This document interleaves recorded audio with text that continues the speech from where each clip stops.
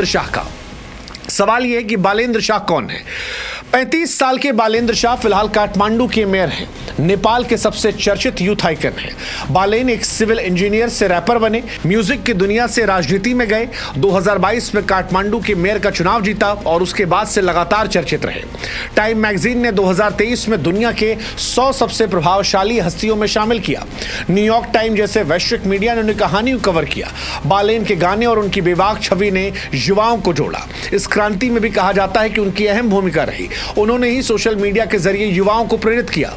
उनकी लोकप्रियता ऐसी रही कि लोग उन्हें अगले प्रधानमंत्री के तौर पर देखना चाहते हैं। ये सबसे ज्यादा चर्चित नामों में से एक है। एक नाम सुमन श्रेष्ठ का भी चल रहा है। सुमन नेपाल की सांसद और पूर्व शिक्षा मंत्री रह चुकी हैं। सुमन की छवि एक प्रगतिशील और भ्रष्टाचार विरोधी नेता की है। युवाओं के बीच उनकी स्वच्छ छवि ने इस क्रांति का चेहरा बनाया है। कई मीडिया रिपोर्ट ये दावा कर रहे हैं कि वो भी प्रधानमंत्री पद की दावेदार हो सकती हैं। एक और नाम निकल कर आया है। बड़ा हैरान करने वाला नाम है रवि लामिछाने।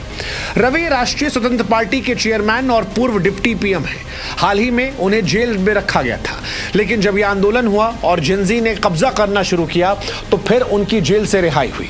रवि की रिहाई के तुरंत बाद ललितपुर के नक्खू जेल से करीब 1500 कैदी भी रिहा हो गए। पुलिस ने चौकियां हटा ली और हालात बिगड़े हैं।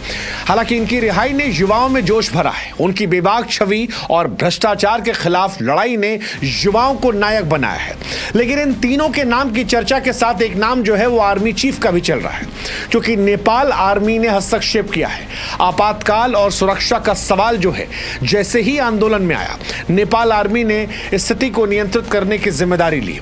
नेपाल में रात 10 बजे से बीती रात हाई अलर्ट घोषित कर दिया गया। नेपाल की फौज ने कहा भी कि कुछ समूहों ने मौजूदा स्थिति का फायदा उठाकर आम नागरिकों को और सार्वजनिक संपत्तियों को नुकसान पहुंचाया है। नेपाल की फौज ने कहा कि सुरक्षा एजेंसियां कानून की जिम्मेदारी संभालेंगी। जनता के सहयोग से अपील भी मांगी है।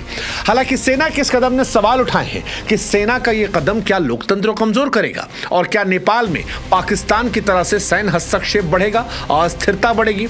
ये सवाल बड़ा महत्वपूर्ण हो जाता है। और ये सवाल भी कि नेपाल अब किसके हवाले है, क्योंकि 17 सालों में 15 प्रधानमंत्री देने वाला नेपाल किसी ना किसी के तो हाथ में जाना पड़ेगा। जनता को नाराजगी सत्ता से एक विषय पर थी, वो विषय समाप्त हो चुका है।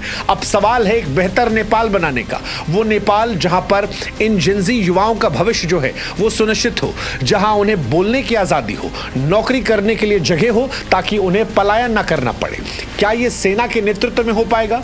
क्या ये उस नेता के नेतृत्व में हो पाएगा जो जेल से निकला है, या फिर वो मेयर जिसने इस आंदोलन की रूपरेखा तय की, वो मेयर जिसने इन बच्चों को जोश भरा, वो मेयर जिसने इस पूरे आंदोलन का अप्रत्यक्ष तौर पर नेतृत्व किया और जिसके लिए ये बच्चे भी एक सुर में सुर लगाकर आवाज उठा रहे हैं कि हां, ये बनना चाहिए हमारा प्रधानमंत्री।